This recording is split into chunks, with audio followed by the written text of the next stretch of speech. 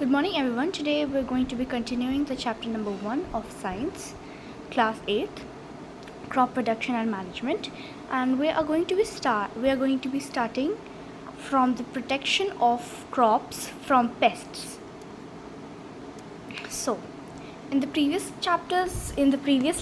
class we learned that how we can protect crops from weeds and the ways to remove the weeds, such as physical and chemical method and the biological method.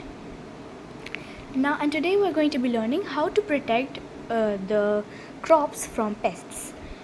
Now, what are pests? Pests are a kind of insects, disease-causing organisms or rats that can cause damage to the crop. अब paste ये होते हैं, एक ऐसे insect होते हैं, मतलब ऐसे कीड़े मकोड़े होते हैं जो कि बहुत ज़्यादा नुकसान पहुंचाते हैं हमारे क्रॉप्स को. इनको हम लोग रैट्स भी कह सकते हैं और ये क्रॉप्स को डैमेज कर सकते हैं ना. अब ये होते हैं हमारे pests. This was the definition of pests की अगर एग्ज़ाम में ये आए कि पेस्ट्स क्या होता है तो आप बोल सकते हो कि pest are any kind of insects, disease causing organisms और rats that can cause damage to the crop. Now some natural ways to protect the plants. First तो अब कुछ नेचुरल वेज क्या है प्लांट्स को प्रोटेक्ट करने की. पहली चीज़ कि हम लोग स्ट्रे एनिमल्स को क्रॉप से दूर रखें. जो हम लोगों ने नोटिस करा होगा कि जब एक फील्ड बनती है कोई भी या कोई क्रॉप की फील्ड बनती है तो एक फेंस उसके चारों तरफ लगाई जाती है ताकि जो स्ट्रे एनिमल्स होते हैं, मतलब जैसे रोड पे चलने वाले एनिमल्स होते हैं, वो अंदर ना जा सकें और जो कि और क्रॉप्स को डैमेज ना कर सकें. अब plants can be damage by weeds, bacterial and fungi diseases also. The diseases crops can be burn. अब जो ये क्रॉप्स होते हैं वो बहुत सारे बैक्टीरियल और फंगाई डिजीज़ से डैमेज हो सकते हैं, जिसकी वजह से जो डिज़ीज़ क्रॉप होता है, जो मतलब डैमेज वाली क्रॉप होती है, वो जलाई जा सकती है ताकि जो डिज़ीज़ होता है वो दूसरे हेल्दी क्रॉप्स में स्प्रेड ना हो. दूसरी चीज़, sowing disease resistant variety of seeds. अब अगर डिज़ीज़ रेजिस्टेंट मतलब जिनको आसानी से डिज़ीज़ ना हो, कुछ ऐसे सीड्स जिनको डिज़ीज़ ना लगे, वो हम लोग या तो प्लांट कर सकते हैं जिससे जो प्लांट होता है वो वेरियस डिजीज़ से दूर रहता है. अब हम लोग स्केयरक्रो के बारे में जानते हैं. स्केयरक्रो हम लोगों ने देखा भी है, गांव में ज़्यादा लगा रहता है, जहाँ पे फील्ड वहाँ पे स्केयरक्रो खड़ा कर दिया जाता है और क्या कहते हैं, स्केयरक्रो वहाँ पे खड़ा कर दिया जाता है और जिसकी वजह से जो चिड़ियाँ होती हैं वो डर के कहीं वहाँ से दूर भाग जाती हैं, जो कि ताकि उस क्रॉप्स को वो लोग उस क्रॉप्स को खा नहीं सकती हैं. Growing healthy plants is a natural way of keeping paste away.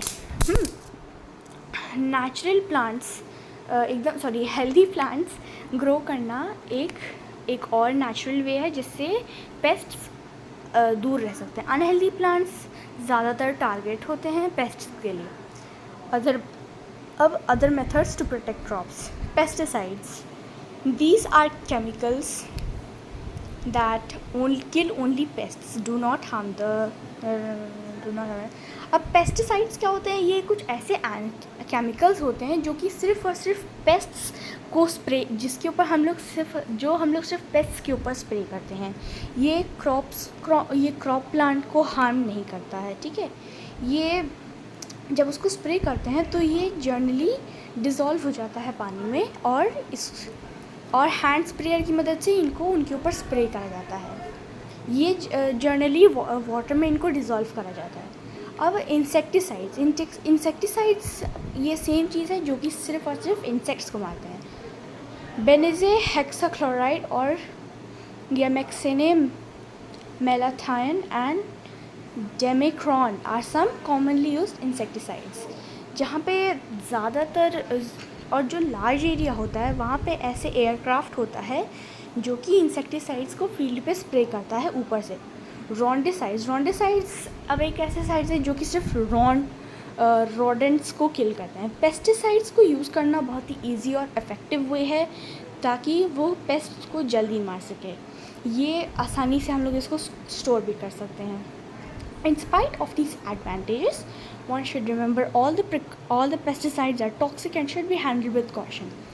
अब एडवांटेजेस इन स्पाइट हमें ये याद रखना पड़ता है कि जो फार्मर्स होते हैं उनको ये पेस्टिसाइड्स याद रखना पड़ेगा कि ये पेस्टिसाइड्स भले ही इनके बहुत सारे एडवांटेजेस हैं but they can still be toxic and harmful for the farmers.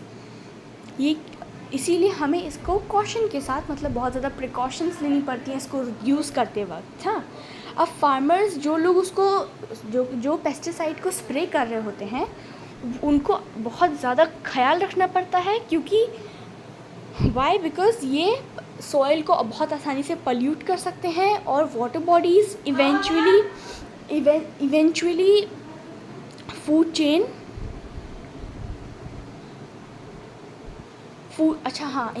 ये पेस्टिसाइड डिज़ोल्व होके फूड चेन का पार्ट बन जाती है। और फूड चेन का पार्ट मतलब जो अगर कुछ एनिमल्स पे फीड करेगा तो उसको बीमारी हो सकती है या ही कैन इवन डाई। अब आते हैं हार्वेस्टिंग पे। Harvesting is a process of cutting and collecting mature crop from the field. अब हार्वेस्टिंग जब हमारी क्रॉप रेडी हो जाती है, बहुत उग जाती है, फल जाती है अच्छे से, तो हम लोग उसको जब काटते हैं और उसको कलेक्ट करते हैं तो उसको हम लोग कहते हैं हार्वेस्टिंग। ये एक या तो मैन्युअली हो सकता है स्टिकल की मदद से या एक मशीन के साथ भी हो सकता है जिसको हम लोग हार्वेस्टर कहते हैं। अब the process of separating grains from the chaff is known as threshing. अब थ्रेशिंग क्या होती है? जब हम लोग ग्रेन और चाफ को एक दूसरे से सेपरेट कर रहे होते हैं तो हम लोग उसको कहते हैं थ्रेशिंग। जो हार्वेस्टेड क्रॉप होता है उसके पास एक ग्रेन्स होते हैं जो कि चाफ के साथ अटैच्ड होते हैं,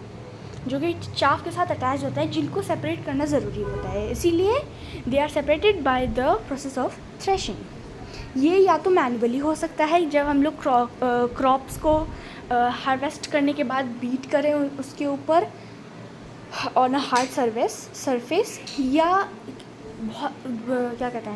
या हम लोग उन क्रॉप्स को नीचे लटा के एनिमल्स उनके ऊपर चलाएं, जैसे फॉर एग्ज़ाम्पल बफेलोस उनके ऊपर चलें जो कि उन्हें क्रश करता है। बहुत बड़े बड़े फार्म्स में एक मशीन है जो कि थ्रेशर के नाम से जानी जाती है। एक मॉडर्न फार्म मशीन जो कि कंबाइन, जिसका नाम होता है कंबाइन, ये चीज़ दोनों हार्वेस्टिंग और थ्रेशिंग का फंक्शन करती है। The grain has to be separated from the chaff and is done by the process of winnowing. अब जो ग्रेन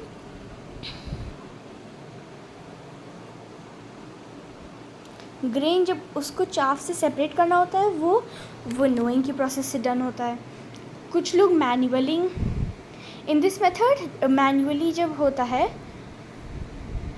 ये मेथड यूजुअली मैन्युअली होता है। एक इंसान होता है जो कि हायर सरफेस पे खड़ा होता है और वो धीरे धीरे वो ग्रेन्स और चाफ का अटैच चीज़ मतलब नीचे गिरता है, तो और वो उस हवा उसमें और द एयर मतलब जो हवा होती है वो एक तो पहली बात बहुत ज़्यादा इंपॉर्टेंट रोल इसमें प्ले करती है।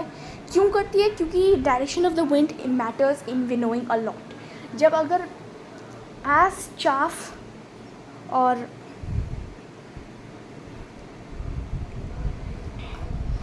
जो फॉर एग्जाम्पल जैसे ग्रेन्स जो होते हैं वो बहुत ज़्यादा हल्के होते हैं, मतलब हैवी होते हैं कंपेयर टू चाफ। तो जब उसको नीचे गिराते हैं तो जो ग्रेन होता है वो स्ट्रेट नीचे जाता है और विंड की हेल्प से जो चाफ होता है जो कि ग्रेन से ज़्यादा हल्का होता है वो उड़ के एक डायरेक्शन में जाके कलेक्ट हो जाता है। So everyone, that's all for today's video. In the next part we are going to be studying about storage. हम लोग कैसे स्टोरेज ये सब ग्रेन्स और ये सब इन लोग को कैसे स्टोर करते हैं, और हम लोग एनिमल हस्बेंड्री के बारे में भी पढ़ेंगे। And after this okay animal husbandry के बाद हम लोग का चैप्टर ख़त्म हो जाएगा. So in the next chapter we will complete these two, storage and animal husbandry. Thank you so much for watching. Bye bye. Allah Hafiz.